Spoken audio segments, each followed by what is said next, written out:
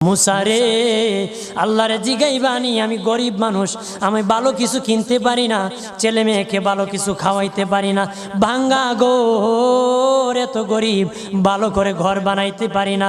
আল্লাহরে জিগাইবানি কি করলে আমার উন্নতি হবে, ধনী হব, টাকা পয়সা হবে। আল্লাহরে জিগাইবানি। আল্লাহ মুসা নবী কই ঠিক আছে, আল্লাহরে জিগাইব তুমি কেমনে ধনী হইবা।